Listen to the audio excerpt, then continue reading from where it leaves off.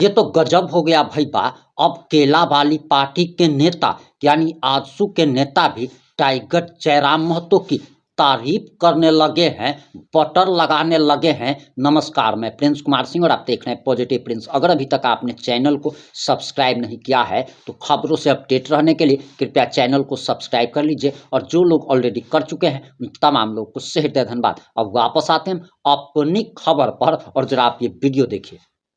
करके जो नेता बनते या मंत्री बनते तो उनके बारे कुछ कहा जा सकता है। फुरकान साहब के बारे आप पूछिएगा तो हम कह सकते हैं, उनके पिताजी के बारे हम कह सकते हैं। अब जो पिताजी के दिए हुए में बनकर आए हैं, अब हम उनसे क्या उम्मीद करेंगे। तो नहीं लगता है कि आप लोग बेफालतू का जो है छात्रवृत्ति को लेकर सड़क पे दौड़ रहे हैं? ऐसे ऐसे अगर दो चार आप लोग भी काम हो जाएगा तो आप लोग अभी ऐसे ही छात्रवृत्ति मिल जाएगा।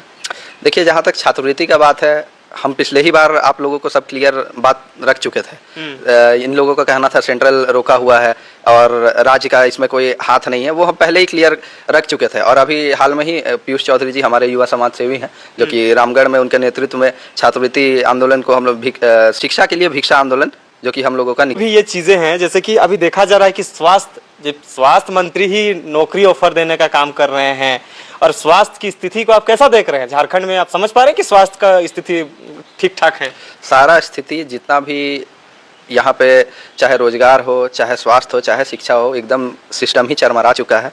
इन सरकार से जिस उम्मीद में लोगों ने इन्हें सराखों पर बैठाया, ये पहले ही साल में, जो कि इतना विरोध कभी देखा नहीं गया है। पहला साल में, अभी तो 4 साल बाकी है, पहला साल बीतते ही इतना विरोध देखने को मिल रहा है। तो अब आने वाले 4 साल में क्या होगा, ये आप अंदाजा खुद ही लगा सकते हैं।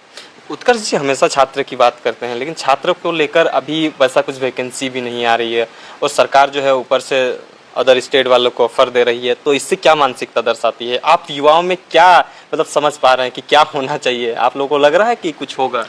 हम हमेशा से एक ही चीज़ कहे हैं, मेरा बात हमेशा एक ही चीज़ पर रहता है, जो कि है 1932 का जो बात उठा था, जो कि अभी साइलेंट हो चुका है मुद्दा। हम इस चीज़ को लेकर खड़े हुए थे, हम इस चीज़ को लेकर आगे आए हैं, हम इस चीज़ को ही लेकर आगे बढ़ेंगे। मेरा मुद्दा जो है वो मुद्दा यही रहेगा, और नियोजन नीति के बिना यहाँ पे रोजगार देना असंभव है। सही बात। और जब तक आप क्लियर नहीं कीजिएगा, जब तक आप तय नहीं कीजिएगा कि यहाँ के स्थानीय कौन है, आप किसे यहाँ पे रोजगार दे रहे हैं, किसे नहीं दे रहे हैं, हम डिफरेंस कैसे क्रिएट कर पाएंगे। सही बात है। तो 1932 खतियान कहने की मांग करने वाले बहुत सारे नेतागण हैं। खुद सरकार कहती थी 1932 खतियान हम लागू कर देंगे, सत्ता पे बैठी वो सरकार भी कह रही थी। आज वो भी चुप हो गई और बाकी नेतागण भी चुप हो गए। तो उत्कर्ष महतो इस चीजों को कैसे देख रहे हैं? कैसे? मेरा देखने का नजरिया सबसे अलग है। मेरा पार्टी जो भी रहे, मेरा पार्टी आज हम मुझे बैकअप करे चाहे मुझे बैकअप नहीं करे, लेकिन मेरा मुद्दा हमेशा जिस चीज़ को लेकर रहा है, मेरा सोच ये था कि जयराम महतो के साथ जब हम जुड़े थे तो उस समय नियोजन नीति, स्थानीय नीति की बात होती थी, इसलिए जुड़े थे। जहाँ पे ये मैटर ठंडा हो गया, आज हम अपना दिशा अलग कर चुके हैं। तो मेरा मुद्दा जो रहा है, मेरा मुद्दा हमेशा वही रहेगा, चाहे हम सत्ता में रहे चाहे ना रहे। तो लगता है कि जयराम जी जिस तरह से जो 1932 खतियान नियोजन नीति की बात करते थे, रोजगार अधिकार की बात करते थे, वो तो सदन के अंदर भी ये चीजें रखा करते हैं, लेकिन एक अकेले विधायक है वो सारा चीजों को नहीं कर सकते, ये उनके समर्थक कह रहे हैं। तो आपको लगता है कि एक अकेले विधायक इस तरह के जो पीड़ा उन्होंने उठाया था, जो लोगों को जो चीजें कहा था, वो पूरा हो पाएगा? और आप जो चीजों को कह रहे थे कि हम उसके उस भाव से जो है उसके साथ जुड़े थे, तब कौन आपके साथ है? किसके साथ आप जाएंगे? जनता के साथ या नेताओं के साथ? नेताओं के साथ हम कभी नहीं है। जनता ही नेता चुनती है, जनता ही नेता बनाती है। हम कोई नहीं होते हैं नेता बनने वाले। अगर जनता ही मुझे नकार देगी तो हम कभी नेता नहीं बन सकते हैं, पहला चीज़। और दूसरा बात, आप जयराम महतो का जैसे बात कर रहे हैं कि स्थानीय नीति को लेकर, अभी वो खुद विपक्ष में है। मेरा कोई भी सवाल उन पर कोई भी सवाल खड़ा करना सही नहीं माना जाएगा, क्योंकि वो अभी खुद विपक्ष में है। वो पक्ष में रहते तो हम सवाल कर सकते थे उनसे। मेरा सवाल अभी सारा रहेगा झारखंड मुक्ति मोर्चा से रहेगा, इंडियन नेशनल कांग्रेस से रहेगा, कांग्रेस से रहेगा, मेरा राजद से रहेगा, इन लोगों से मेरा सवाल रहेगा। जयराम महतो से हम क्या सवाल करेंगे? वो खुद एकलौते विधायक हैं। वो एकलौते विधायक रहकर स्थानीय नीति या फिर रोजगार नीति के बारे अगर आवाज़ खड़ा भी करते तो अकेले क्या कर पाएंगे, कितना कर पाएंगे? तो मतलब ये जो वर्तमान में जो सत्ता में जो बैठे हैं नेतागण, वो लगता है कि कितना उम्मीद है कि आप लोगों की जो छात्र की मुद्दा है उस मुद्दा को सॉर्ट आउट किया जाएगा? 1 साल में ही इतना विरोध प्रदर्शन चल रहा है, अब 4 साल बचा है, छात्र क्या होगा? मतलब छात्र के अगर सोच से माना जाए, हम भी एक छात्र ही रहे हैं। अभी मेरा एमए लगभग कंप्लीट होने वाला है, 2 महीने इस सेशन में मेरा कंप्लीट हो जाएगा एमए। तो अगर छात्र के नज़रिया से देखा जाए तो ये एकदम विफल सरकार है, सिस्टम फेलियर सरकार है। ये हर एक अपने जो विश्वास है वो खोते जा रही है, वो अपने एक भी पॉइंट पर खरा नहीं उतर रही है। आप कोई भी विभाग की बात कर ले, आप मुख्यमंत्री जो भी होल्ड किए हैं वो विभाग का बात कर ले, या फिर कांग्रेस जो भी होल्ड किए हैं उन विभागों का बात कर ले, या फिर राजद जो होल्ड किए हैं उन विभागों का बात कर ले, ये सारी जितने विभाग हैं सब में पूरा सिस्टम फेलियर है। लगता है कि अभी जो छात्र के मुद्दों को लेकर आप लोग जगह जगह पे आंदोलन कर रहे हैं, अब जेल कैंप जयराम महतो के पार्टी के द्वारा भी इस तरह से किया जा रहा है, लेकिन अभी भी छात्रवृत्ति नहीं मिला है। उसी कड़ी में 26 तारीख को एक ट्विटर कैंपेन रखा गया है, इसको लेकर उत्कर्ष महतो क्या समझते हैं? पार्टी और माटी को छोड़कर छात्र के मुद्दों को लेकर ट्विटर कैंपेन में क्या कहना चाहेंगे?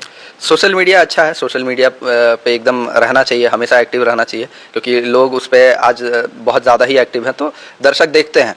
लेकिन हम लोगों को सड़क पर रहना है, आंदोलन सड़क पे होता है ना कि सोशल मीडिया पे।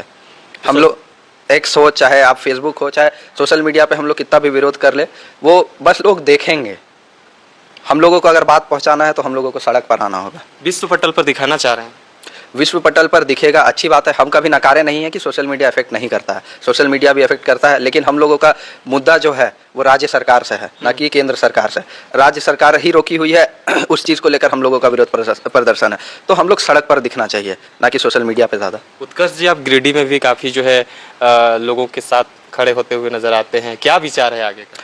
मेरे पिताजी का कर्म क्षेत्र ही रहा है गिरिडीह, जो कि खास गिरिडीह सदर विधानसभा, जहाँ से अभी माननीय मंत्री सुदीप कुमार सोनू जी अभी वहाँ से वर्तमान विधायक हैं, जो कि अपने क्षेत्र में कम राज्य में भ्रमण करते हुए ज़्यादा दिखते हैं। हो सकता है मंत्री हैं, हो सकता है कि टूरिज्म मिनिस्टर हो, इसलिए अपना घूमते फिरते रहते हैं, तो इस पे हम सवाल अभी नहीं खड़ा करेंगे। अभी 1 साल ही हुआ है, 4 साल अभी बाकी है। 4 साल जैसे पुरने वाला होगा तो हम अपना बात को और भी क्लियर करके रखेंगे। अच्छा, एक चीज़ बताइए उत्कर्ष जी, आप इतने छोटे से उम्र में युवाओं के लिए एक प्रेरणा बनते हैं, युवाओं के साथ खड़े होने की बात करते हैं और रहते भी हैं।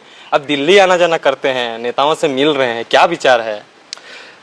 हम बचपन से ही पिताजी के साथ रहे हैं, बहुत कम उम्र से हम अपने पिताजी के साथ रहे हैं, और मेरा बात करने का तरीका, मेरे बात करने का लहजा, मेरा मैच्योरिटी लेवल, वो आप लोग ही मतलब ज़्यादा अंदाज़ा लगा पाएंगे। हम खुद से कहेंगे तो सही नहीं रहेगा, क्योंकि हम बड़े लोगों के साथ ही ज़्यादा उठना बैठना किए हैं। उम्र का बात कर रहे हैं, ना कि हम नेता का बात कर रहे हैं या कोई पैसे से अमीर का बात कर रहे हैं, हम अभी उम्र का बात कर रहे हैं। तो हम हमेशा से बड़े लोगों के साथ उठना बैठना मेरा रहा है, तो मेरा उन लोगों के साथ ही उठना बैठना ज़्यादा भाता है। और अगर अपने उम्र के लोगों के साथ बैठते हैं तो बात करने का लेवल कुछ और रहता है, तो इसलिए मेरा मनसा ही उन लोगों के साथ मिलता है, इसलिए बड़े उम्र के लोगों के साथ ज़्यादा मेरा मन में। बड़े नेताओं से कहें? नेताओं से आप नहीं कह सकते, बड़े उम्र में। अच्छा, बड़े उम्र में। जी, चलिए, बहुत बहुत धन्यवाद उत्कर्ष जी। तो तमाम चीज़ों की जानकारी के लिए बने रहे। हम उत्कर्ष जी से हर एक सवाल को टच करने का कोशिश की कि आखिरकार उत्कर्ष जी क्या चाह रहे हैं और छात्र के आगे को लेकर क्या। अच्छा, एक चीज़ बताइए, अंतिम सवाल रहेगा, आगे क्या प्लानिंग है छात्रों को लेकर? अगर छात्रवृत्ति नहीं मिलती है, नियोजन से छात्रों को नहीं जोड़ा जाता है, तो आगे का क्या स्टैंड रहेगा?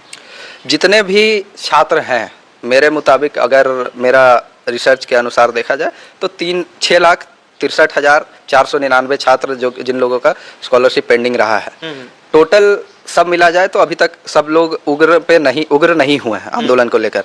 हम लोग अभी सिर्फ चेताने का काम कर रहे हैं सरकार को, और सारे युवा, सारे छात्र जिस दिन सड़क पर उतरेंगे उस दिन सदन चलना मुश्किल हो जाएगा। ये सभी लोगों को पता है। युवा ही राज्य को आगे बढ़ाने का काम करते हैं, और युवा सोच ही में सबसे बड़ा जोश होता है, आप सभी को पता है। तो सदन अगर बढ़िया से चलना है तो युवा को साथ लेकर चलना पड़ेगा, छात्रों को साथ लेकर चलना पड़ेगा। अगर नहीं आप लेकर साथ चलते हैं तो आपको सरकार चलाना भी मुश्किल होगा। अब आपकी जो भी प्रतिक्रिया है कमेंट बॉक्स में जरूर लिखिएगा। जुड़े रहे हमारे साथ। जय हिंद, जय भारत।